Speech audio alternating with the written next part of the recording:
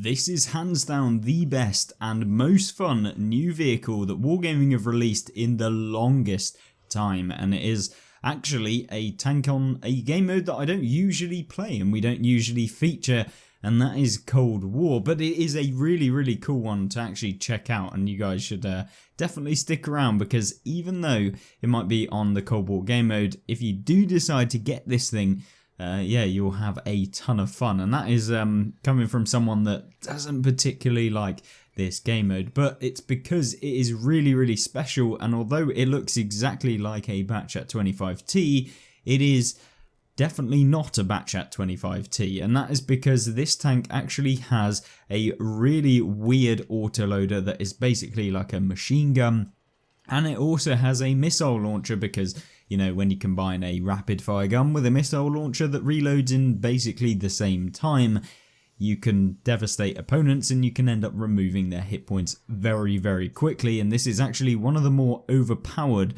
Cold War vehicles I have played in a long time, and it is in Era 2. So let's check out the stats of this vehicle and let you know why this thing is really good. So straight off the bat, we have a reload time of 30 seconds, because this is the main part of the tank.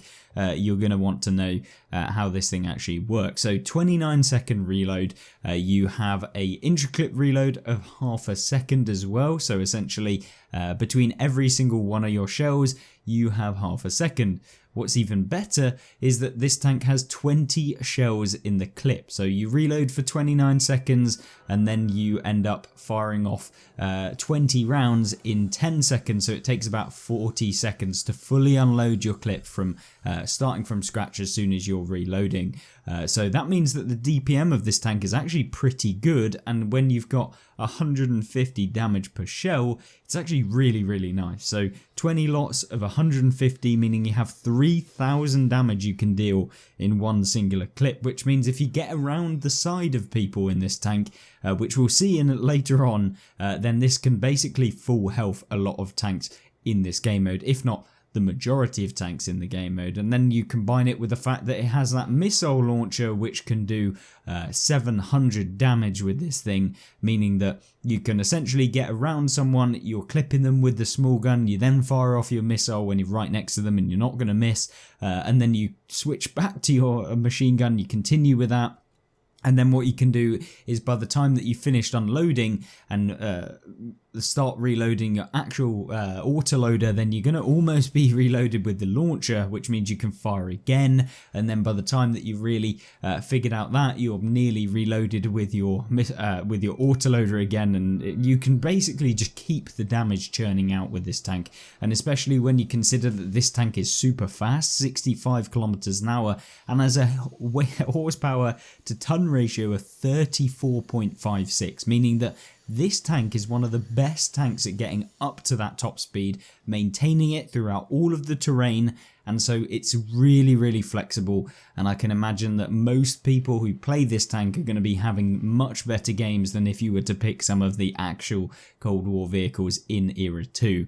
And that makes it just a little bit pay to win. I mean, you guys know the drill, but the key thing that we also have then is the premium round penetration. You go from 280 to 360, which when you're in Cold War, it's not amazing, but it is enough if you get around the side of people to just constantly demolish their hit points.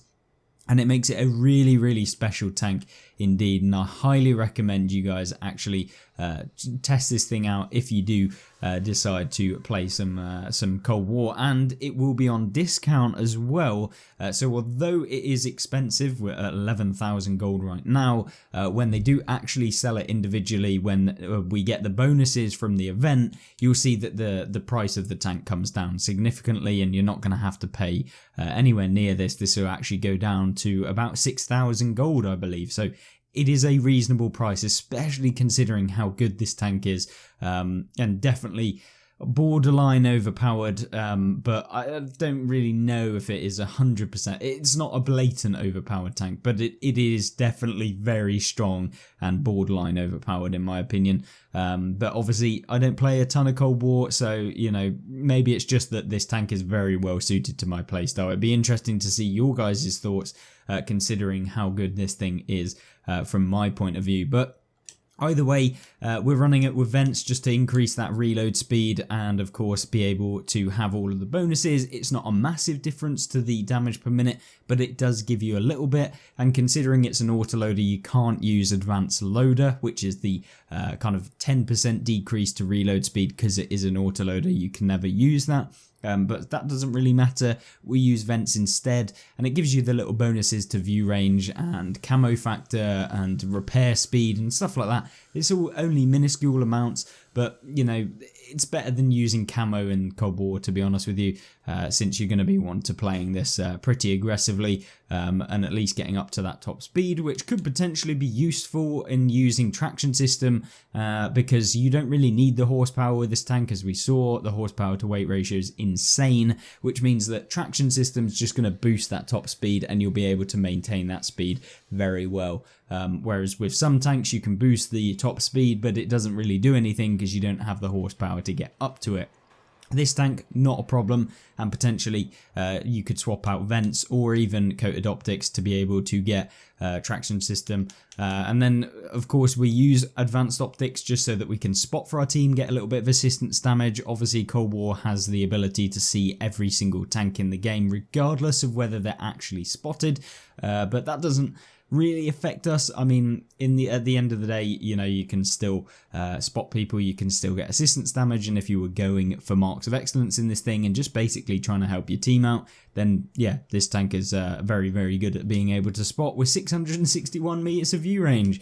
Yeah, perfectly balanced. And then we've of course got gun stabilizers, since you will want this because this is super important for unloading your damage when you're trying to out-traverse people, when you're constantly on the move, circling people. This is really, really important, and it's probably the most important of all of the equipment slots to maintain the accuracy and essentially be able to keep that accuracy good throughout. Commander wise, you can see we're just running all of the accuracy perks and of course rapid loading, so we can increase the gun reload speed so that you can, you know, churn out that damage as quickly as possible. We've got the snapshot because this is super important for basically every tank in the game. It gives you 12% increase to accuracy when you're moving the turret, which means it doesn't bloom as much when you're turning around someone, and of course the turret's moving, and then of course steady aim just gives you 10% better accuracy, which no one's going to complain about, one of the most important ones. Running gun gives you yet again 10% increase to accuracy when moving, so really, really important for Cold War. And then mark target makes us, if we spot anyone, they're going to be spotted for 3 extra seconds, so it's good for assistance damage.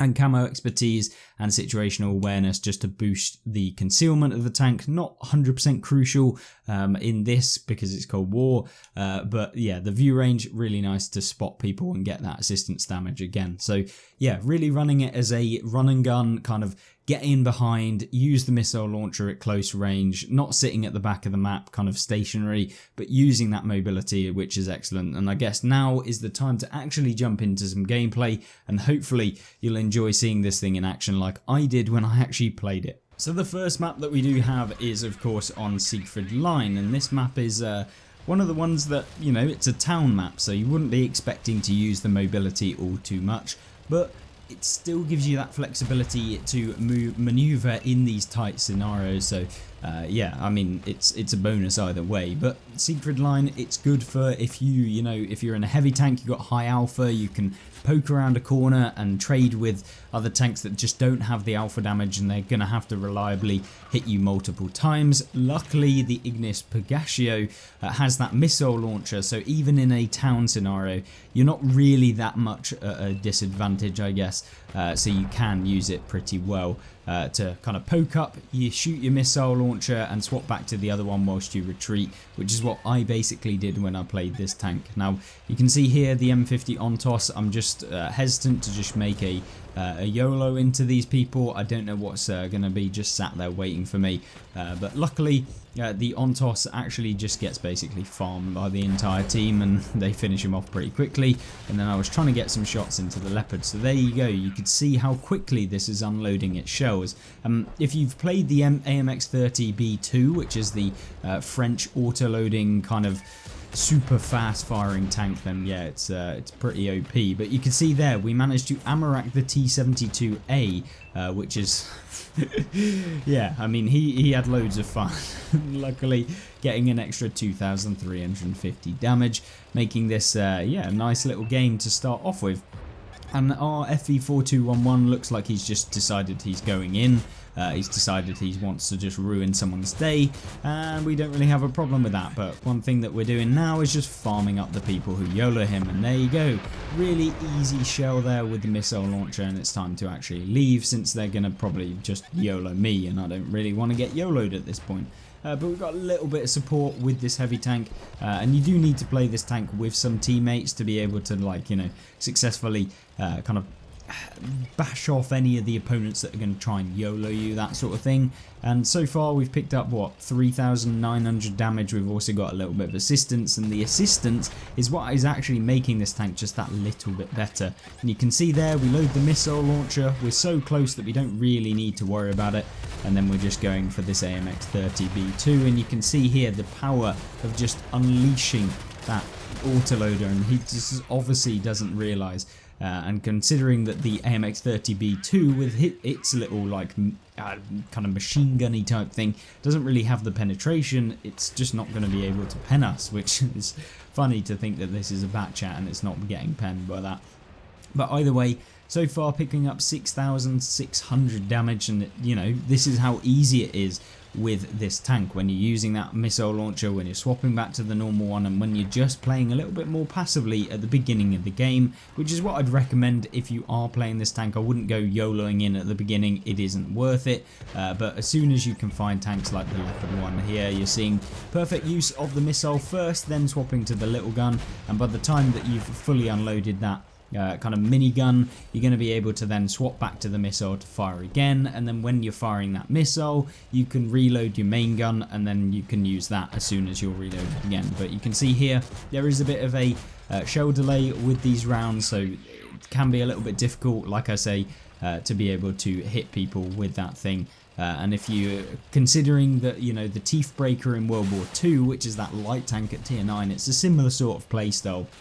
So that gave me a little bit of an insight into how that plays. But there you go, 8,500 damage in a very quick game on a heavy town map, which is not particularly that well suited for a tank that is supposed to be this kind of brawling tank that you can get in and about. But 521,000 silver made with the tank and a mastery badge, so yeah, definitely easy to get silver as well with this vehicle. So hopefully that gave you everything that you needed to know about the Ignis Pegashio, and let me know in the comment section down below what you think of this tank. Have you played in Cold War and found it just to be annihilating everyone? Is it annoying to come up against? I'm sure that I could probably see it is, especially if someone YOLOs you and just basically sits behind you and firing off those missiles and the autoloader as you saw in this game. But yeah, let me know in the comment section down below, and of course thank you very much once again for 15,000 subs, and yeah, just a massive appreciation. And we'll be doing a giveaway soon, so stay tuned for that, and of course stay tuned